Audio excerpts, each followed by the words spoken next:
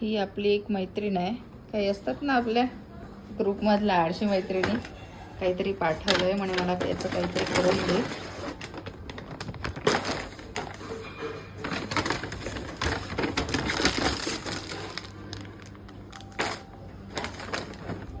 Healthy snacks, तिला काहीतरी करून हवं आहे.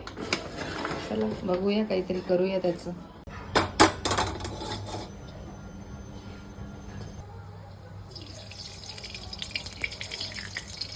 भरपूर सारं तूप टाकायचं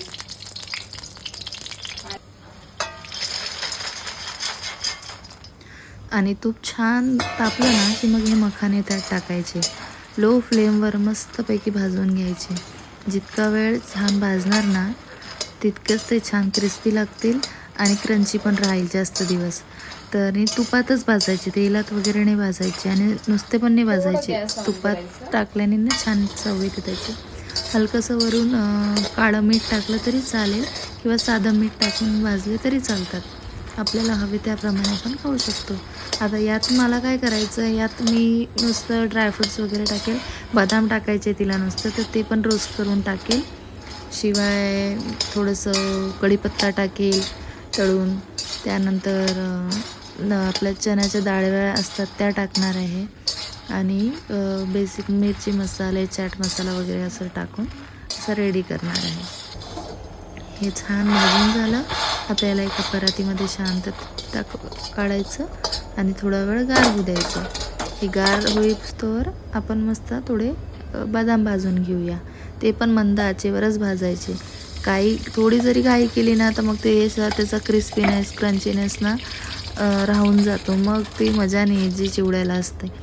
आणि हा हेल्दी चिवडा तुम्ही मुलांनाही देऊ शकता, तुम्हीही खाऊ शकता आणि वजन वाढायचा तर काही प्रश्नच नाही. आपल्याला हवे तेवढे ड्रायफ्रूट्स आपण ॲड करू शकतो यात आवडीनुसार. तर मी हे छान भाजून घेतले. कढई खूप तापली होती, आपली स्टीलची कढई असल्यामुळे ती लवकर तापते ना. मग याला मस्त मंद आचेवर भाजून घेतले थोडा वेळ आणि हे रेडी करून टाकलेला. आता दूध आणले, थोडेफार दूध गरम केले. मग थोडंसं कस्टर्ड करा, फ्रूट कस्टर्ड करायचं होतं. तर त्यासाठी कस्टर्डचं विकफिल्डचं ते मागवलेलं व्हॅनिला फ्लेवरचं. कोमटसर दूध केलं आणि हे सेपरेट ना थोडं वाटीत दूध घेऊन घ्यायचं आणि ते कस्टर्ड पावडर त्यात आपल्याला हवी आपल्या चॉईसनुसार त्यात आपण थोडंसं मिक्स करून घ्यायची. हे थोडंसं हलकं कोमट झालं ना दूध, मग त्यात टाकायचं हे मिक्स करून. आणि हे बघा मी किती क्वांटिटी घेतलेली आहे. हे या थंडच दुधामध्ये टाकायचं. 1 ते 2 चम्मच छोटे आपले पोह्याच्या त्या अंदाजाने घ्यायचं. कारण मला अर्धा लिटरच दुधात करायचं होतं ना ते. तर मग काही नाही, व्हॅनिला फ्लेवरचं छान लागतं. बाकी सगळ्या फ्रूट्ससोबत टेस्ट छान येते त्याची. ते थोड्या गारसर दुधामध्ये मिक्स करून घेतलं. कारण याच्यामध्ये कॉर्नफ्लॉवर असतं ना, ते लगेच घट्टसर होऊन जातं. मग आता छान याला फेटून घेतलं. याच्यात जे पण काही लम्स राहतील ते सगळे असे डिझॉल्व होऊन जातील.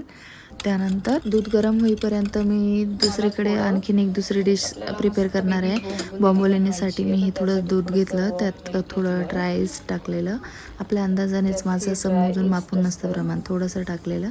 त्यानंतर याला मिक्स करून थोडंसं पिठी साखर टाकली, 1.5 चमचा, ठेवून दिलं साईडला. मस्त आता त्यात थोड्या वेळाने मैदा वगैरे टाकेल, ठीक आहे. आणि ते ठेवून देईल थोडं बनवून. आणि त्यात नंतर बटर वगैरे टाकेल थोड्या वेळाने. आता हे आपलं दूध कोमट झालं आहे. यात थोडंसं हे जे मिक्स केलेलं आहे ना कस्टर्ड पावडर, ते पण ॲड करून घ्यायचं आणि थोडा वेळ गॅसवर तापून घ्यायचं. दूध जरा जास्त गरम असल्यामुळे हे लवकर घट्टसर झालेलं आहे. आपल्याला पाहिजे तशी कन्सिस्टन्सी आपण याची ठेवू शकतो. तर कोणाला घट्ट आवडतं, कोणाला पातळ आवडतं, हे थोडंसं असं टेक्स्चर असलं पाहिजे. आणि प्रमाणात टाकलं ना ते तर व्यवस्थित राहतं. कारण जास्त प्रमाणात टाकलं की खूप घट्टसर होतं.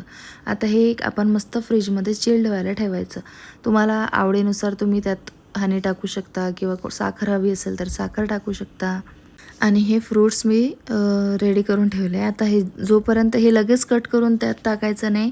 जेव्हा आपल्याला खायचं असेल तेव्हा फ्रेश कट करायचे हे फ्रूट्स आणि लगेच ते चिल्ड झालेल्या मस्त कस्टर्डमध्ये टाकायचं आणि सर्व करायचं फ्रेश. हे चॉप करून पण नाही ठेवायचे फ्रूट्स आणि फ्रीजमध्ये टाकून पण नाही ठेवायचे. हे नुसतं फ्रीजमध्ये ठेवून द्यायचं आता शांततेत. एकदम चिल्ड झालं की मग सर्व करायला घ्यायचं. हे झालं आपलं. आज एक कॉल आला बरं का मला दुपारी एका कस्टमरचा. म्हणे इन्स्टावरनं तुमचा नंबर घेतला आणि जी रील बघितली त्यांनी लिंबाच्या लोणच्याची, त्यांना ते ऑर्डर करायचं होतं.